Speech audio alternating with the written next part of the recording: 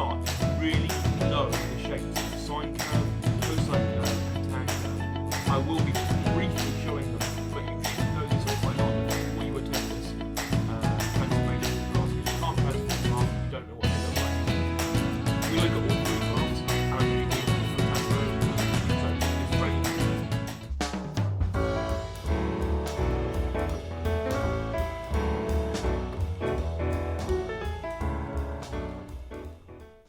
Alrighty then, so we're going to be looking today at how to transform trig graphs, and in doing so we're going to be moving graphs around from where they start, because most equations are taking an original equation and doing something to it. Now these, I did mention, these are the three equations you need to know by heart.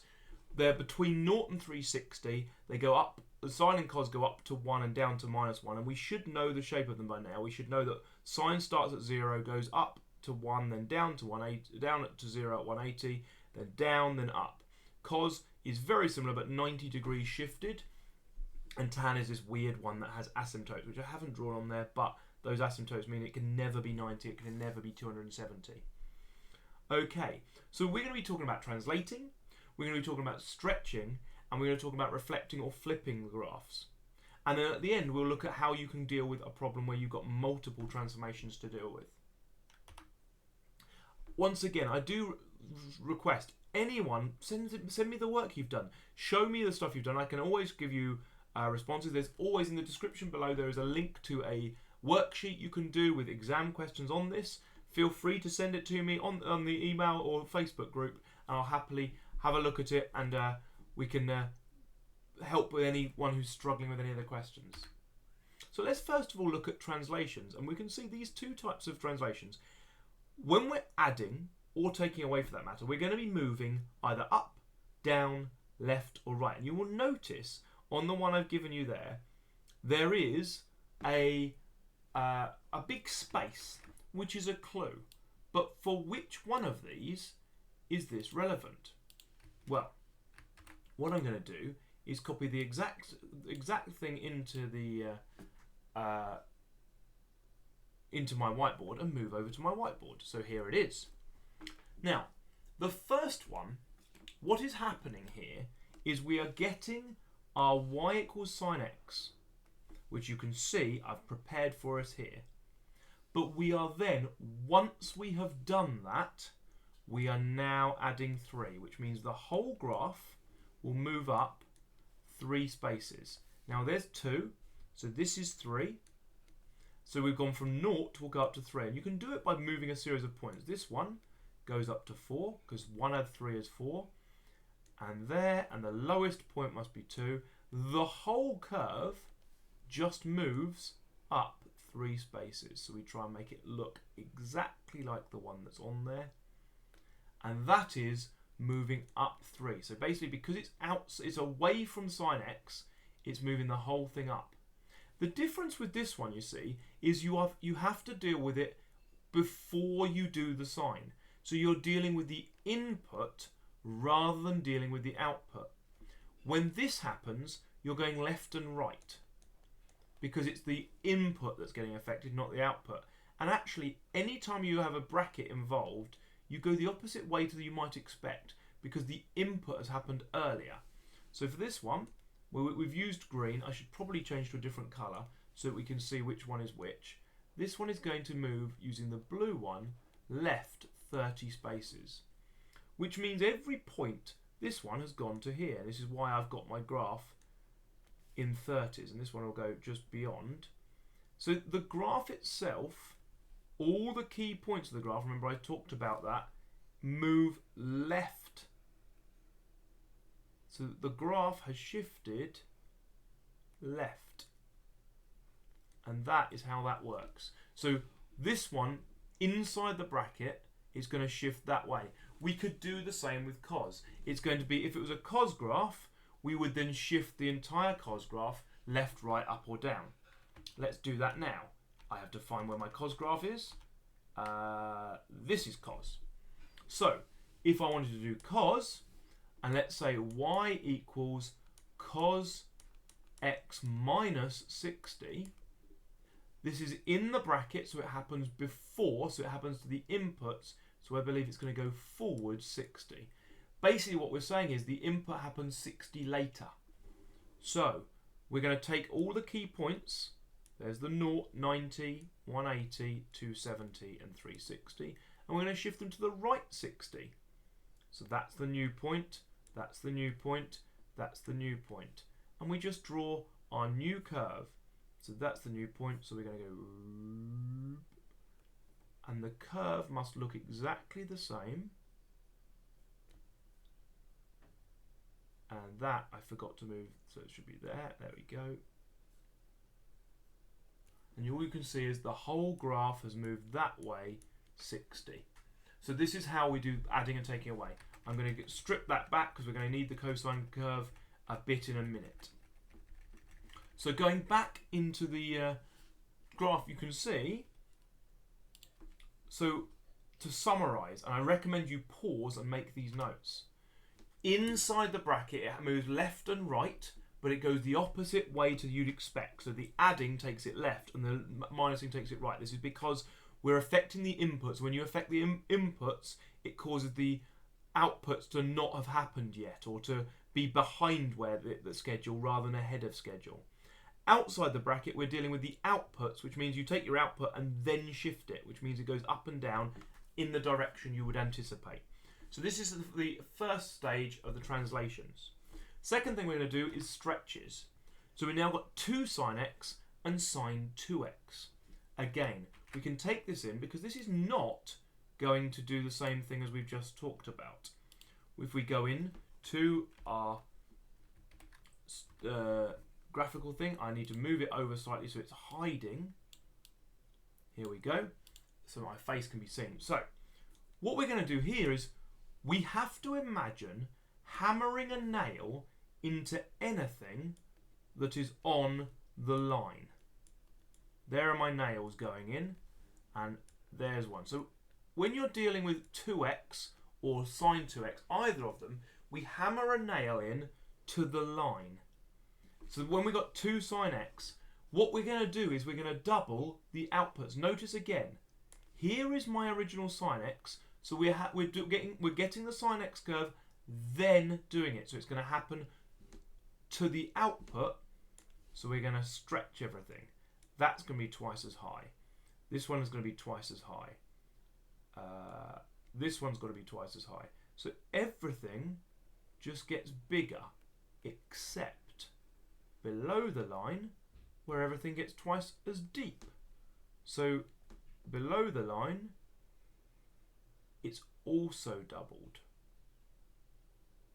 So what this one has done is made it a stretch, we call it. And we will use the phrase parallel to the y-axis. This is because it's going in this direction, because it's happening to the output. We get sine x, then we double it. Once again, if we now look at the one where we're in the brackets, we're doing this to the input. So because we're affecting the input, we're going to change how the graph is interacting. What this means is, instead of stretching it like that, we're actually going to compress it twice as thin. We can think of this as a stretch scale factor half as big. Because remember, we do the opposite thing to you'd expect when it's in the inputs, so we're going to actually compress everything. Now, again, we want some nails, but this time the nails will not be on the y-axis. The nails will actually go in here. So you can imagine a single nail going in the y-axis, because that's where they're all going to compress around. And we're going to push everything half the way. So we're going to use green for this one. 180 becomes 90, and 360 becomes 180, and everything gets squished up. So the 90 becomes 45, and we need to still go up to 1. Remember, the purple line has been doubled. We don't want to double the height anymore. And that should be here. You will notice we could actually do a second one, because remember, this curve goes on forever. So let's do a second one to show that we understand that it goes on forever. So there will be the next one. And we actually end up with 2 cycles in the same loop. So just carry that on. Because we've squished the whole graph up and the graph goes on forever, instead of having 1 full period, we've got 2 full periods within the 360. We've squished it up and made it twice. If you think about physics, we've made the wavelength half the size. So we're trying to squish it all up and make it more the frequency higher. Okay, but here we're just, the reason it's halved is because it's in the bracket. Again, what I've done is I've put together a summary for you to write down. I recommend, again, pausing the video and making these notes. Oh, I didn't make the notes. Oops, well, here's the notes for you. I'll verbalise them to you. The notes are that when you are doing sine x and then adding a number out the front, you're going to stretch it parallel to the y-axis, pin the line to the axis, and then double every length. If it's 2, triple every height. If it's 3, whatever the number is, you multiply it. Inside the bracket, you're going to do the opposite than you'd expect. So you're going to divide, you're going to make it squished up. So if it's 2x, you're going to do half the size. If it's 3x, you're going to do 1/3 of the size. So you'll actually end up with more oscillations in a given 360 degrees than we would normally have. Okay, moving on to reflections. This is where we have the minus. Very, very similar to what we've just done, but this time minus is involved. Nothing to worry about though. And if you want to have a play around with this, I've used a site called Desmos. There's a graphing software called Desmos to help with this, and it's very, very useful for being able to see what graphs do.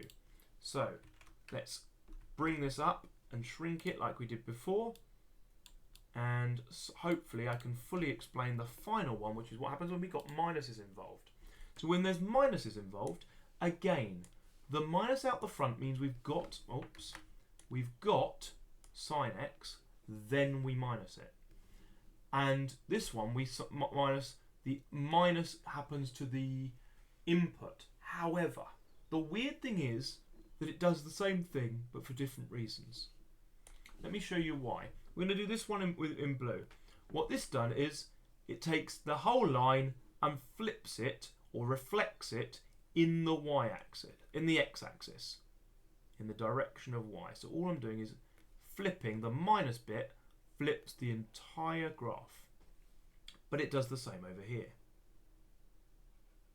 Because as we know, oh, that's a terrible line. Let's try and get it neater. That's better. But hopefully you can see that this has gone to there and this has gone to there. However, it's also true that you could consider it's gone there and there. And that's what this one is. This one here flips that way. This one here flips that way. But it just so happens that this shows us a fact that we introduced in A level, is that minus sine x is equal to sine minus x. They actually are equal to each other. So it's just an interesting fact of the matter that they do match each other. It's not true with cosine though. Because if we look at the cosine graph, and I did say I had a code, there it is. If we do y equals minus cos x, we know that that is going to flip like this. So it's going to go oop, oop, like this. However, if we wanted to do y equals cos of minus x, you'll notice something very weird. It's already itself, because look, if we use green to flip that like that, this line here becomes this line.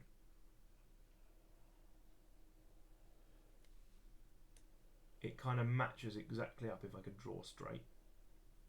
Difficult following a line on here. Okay, I'm going to get rid of that because it doesn't look. So basically, it's already its own reflection. Therefore, that tells us that y equals cos minus x is equal to cos x. They mean the same thing.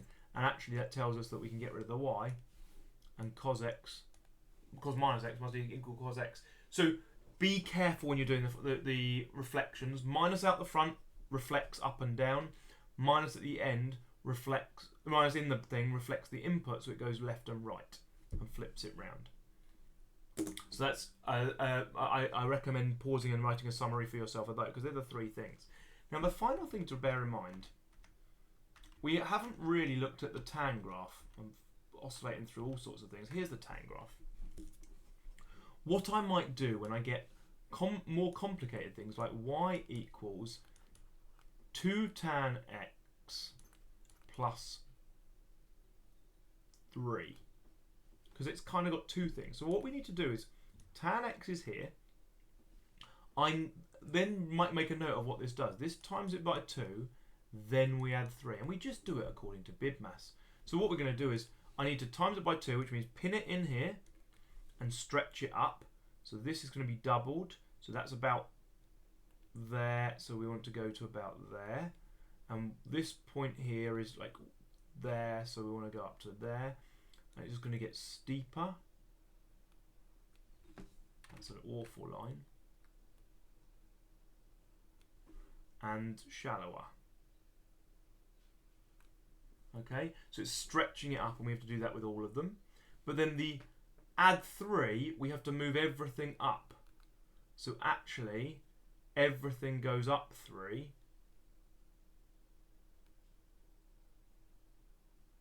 So I have to move the whole thing along, and we won't have anything here because everything's come up 3, but we will start having things a bit earlier here.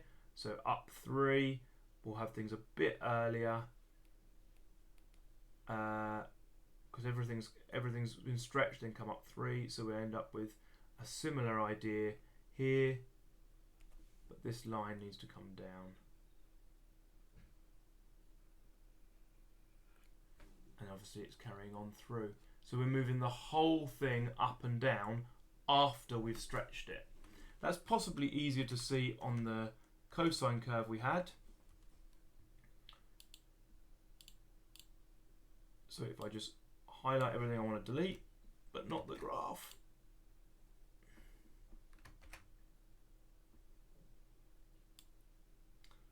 Speed of these things is infuriating. There we go. There's the graph. Let's try and do two things to it. So let's have a quick look at, we'll see what we prepared in the lesson. So when dealing with multiple transformations, break it down. So if we're doing 2 sine x plus 3, you'll notice I'm quite obsessed with 2 and 3, but I'm trying to get it so it makes sense to people. Let's go straight in. Here's the cosine curve, so we want a sine curve. I had a sine curve here. Here it is. 2 sine x plus 3. So we're going to y equals 2 sine x plus 3. So we've got sine x is on its own, and it's complete. So we're going to times it by 2, and then we're going to add 3. Meaning, I want to stretch it, so I'm going to pin it down. So I'm stretching it first before I do anything else. Here's my 2 sine x. Then I'm adding 3. So I take this answer, and obviously this graph is not ideal because I wouldn't want, in the exam you'd get to see the full graph. So this answer here, this value is now 1. It needs to become 3. But the 0 becomes 3. So the whole graph moves up. That becomes 4. And it's actually going to go off, but it will be parallel to the blue line. So I can just about make it so it works. And it needs to be, this whole blue line has moved up 3 places. So this one's easier because it's gone from -2 up to 1. So we can go, and you can see every point of this green line is the blue line moved up 3, and the blue line was 2 sine x. So we do 2 phases, and that's why most of these questions will be worth 2 or 3 marks. Okay, so that is hopefully a video that explains how this all works, and I would like you to have a go at the worksheet. But if you fancy, if you're around this week, there is a Taskmaster Challenge ongoing. I know some Year 11s think they're too cool. Year 10s, 11s, 9s think they're too cool to take part in the Taskmaster Challenges. I don't care. I think taking part in things is fun. So if anyone wants to take part in this, just send me a drawing, a photo, a video of you pulling something really surprising out of a hat, and see if you can be the winner of this week's Taskmaster Challenge. But those two things are going on. I hope I've been informative. I hope you found it useful. I've been Mr. Harris. You haven't. Look after yourselves. Take care. And I'll be back later in the week with a Unit 13 revision video. Take care.